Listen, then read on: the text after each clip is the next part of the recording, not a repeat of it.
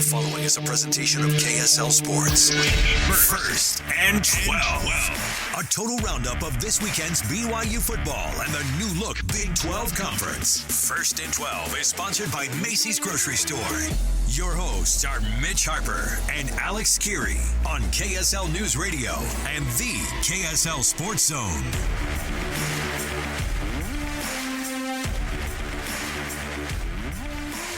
All right, everybody, welcome on in. It's another edition of First and 12 right here with you on a Sunday morning and an afternoon or wherever you're listening to your podcast. Alex Kirry, Mitch Harper, KSL News Radio, and the KSL Sports Zone. You can hear us both there. But the full breakdown of the Big 12 and a weekend that was, it may be the wildest conference in the country. As I said, Alex Kirry, Mitch Harper, our BYU insider for KSLSports.com, and, of course, host of Cougar Sports Saturday and Cougar Nation on KSL News Radio. Mitch, how was game day, man? BYU gets a dub, 27-14 over Texas Tech. The second time these teams have ever played each other was 83 years ago. The last time, Cougs get a win, man. First time ever against Texas Tech. Big bounce-back win, and this league continues to show us how wild and crazy it is. It's just the most entertaining league, I think, in college football because you just never know what can happen. And, man, we've got a loaded week to unpack with all the near upsets, the big win for BYU, and then also maybe a little expansion commentary from Brett Yormark. So jam-packed show, as always, here on First and 12. So let's get things started as we always do with all the biggest headlines across the entire conference. It's our Big 12 headlines. Let's jump in right here. 12 headlines. 1, 2, 3, 4, 5, 6, 7, 8, 9, 10, 11, 12. The dozen storylines that shape this week of Big 12 football. Headline 1. Oklahoma escapes an upset bid from UCF on the Prairie. Man, UCF was a huge underdog in Norman, but they gave Oklahoma everything they can handle. The Sooners escape with a win and remain undefeated. Yeah, and I didn't give much thought to it because I watched the first couple series, and Oklahoma was just eating those guys up in the backfield, and suddenly UCF turned it back around, and guess what? Headline 2 is John Rice Plumlee is back as the quarterback. That guy, I mean, this is somebody we got to chat with at Big 12 Media Day, and when he's not playing for this team, they were totally different, and I'll tell you, that was a fun game in Norman today. And they were that 2-point conversion, maybe just a bad offensive call on that 2-point conversion being away from tying that thing up. But an exciting game in Norman, and maybe UCF has a little bit of life in this thing, Mitch. It definitely ignited a little more hope down in Orlando for the Knights. Headline number 3, Texas holds off an upset bid from Houston and survives, but Quinn Ewers gets injured in the game. He left the game in a sling, so could be seeing Malik Murphy potentially if Ewers is out. Just skip it. Let's go straight to Arch Manning, all right? Look, everybody's waiting for it. Everybody wants to see what's going on. True. Yeah, he's probably not ready, but you're right. Headline 4, Houston, 4th and inches. They blow it versus Texas. I'm telling you, Texas and Sark were rolling in the first half, no problem. They were pushing Houston around like nobody's business. They do a fake field goal. It ruins everything, all the momentum, and then Houston scores right before the half is over. Suddenly it's a 21-14 game of the half, and then they came out and they scored. I mean, Houston, we already know that stadium was garbage, and Texas wasn't going to play there, and they forced them to play there. It was all sorts of fun, but, yeah, Houston, Holgorsen going back, trying to get aggressive, can't do it against the Texas defense. It's way more talented than yours. So it was bad. It was a bad miss, and I was kind of bummed because, on the one hand, I want Texas to still be rolling a little bit when BYU goes down to Austin next week, which they snuck out of Houston with a win.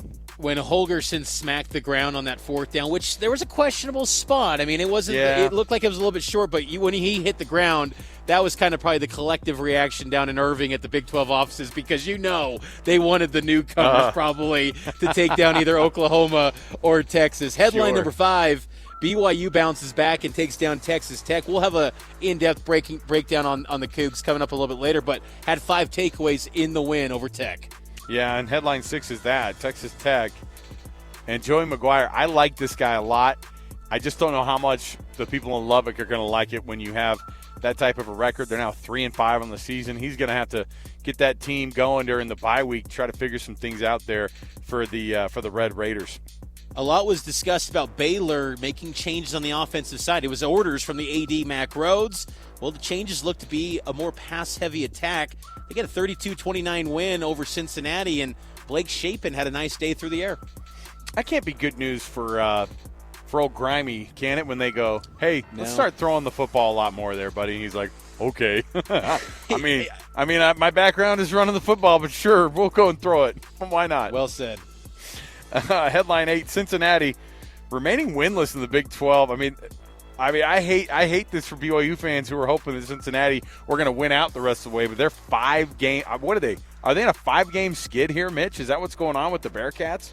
Yeah, 2-5 overall and 0-4 in Big 12 play. Oh, my goodness, they're not good. Ollie Gordon running wild against West Virginia. How about Oklahoma State looking maybe like one of the best teams in the conference now after we had written them off? You can repent later, Mitch, for all the bad things you said about Mike Gundy's program. 29 carries, 282 yards, 4 touchdowns for Ollie Gordon. I think he might be the offensive player of the week in the league. That was a heck of a performance from Ollie. And then headline number 10, Kansas State destroys TCU 41-3 in a Big 12 championship rematch, and K-State gets the upper hand emphatically in Manhattan. I don't know what to think about this team, and that's headline number 11. TCU, who are these people, Mitch? Weren't those the guys that looked like they had everything together?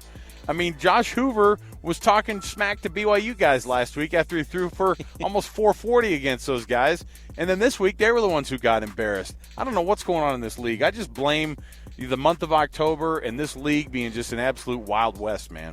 TCU is now 4-4 on the season, 2-3. It's going to be very interesting when we unveil our Big 12 power rankings where they land. And headline number 12, we kind of go away from the on-field talk to some off-the-field. Brett Yormark, he remains silent on any conference expansion talks, additional talks coming out of Hoops Media Day. You buying that at all, Alex? Do you think Brett Yormark's going to be standing still on realignment? I have no idea because I wonder if it's only a basketball situation, then it's a little bit different of a rollout, right? And your timing is different. And, obviously, I don't know. I don't know if UConn's in that mix anymore. I'm sick of hearing about Gonzaga. Like, just call me when something gets figured out. And I almost don't want to see UConn ever in a football scenario in the Big 12, but here we are. BYU basketball coach Mark Pope told me in an interview one-on-one that I had with him, he said, we're going to be rolling out something in a couple of weeks that you'll hear about. And I said, Mark, are you telling us that Gonzaga's coming to the Big 12? He said, you'll find out in a couple of weeks. I go, wow. Mark, are you telling us something? So we shall see what happens with Brett Yormark, who seems to have an affinity for the Zags, that's for sure. It's going to be like some sort of sunglasses sponsorship or something. And we're going to be like, all right, call us when something else happens. All right, there's your Big 12 headlines on 1st and 12. Let's jump out to a break here. We will come back, and we will jump in fully on this BYU and Texas Tech breakdown as BYU goes to 5-2 on the season. I just keep saying it just because it sounds so much better than actually just going through after we did last week, wondering what was going on with BYU. So we'll jump into that and much more. You'll hear sound from Kalani Sitake. You'll hear sound from across the conference as well. It's all coming up. It's our 1st and 12 right here on KSL News Radio and the KSL Sports Zone. Alex Kirry, Mitch Harper, right back after this. Stay with us.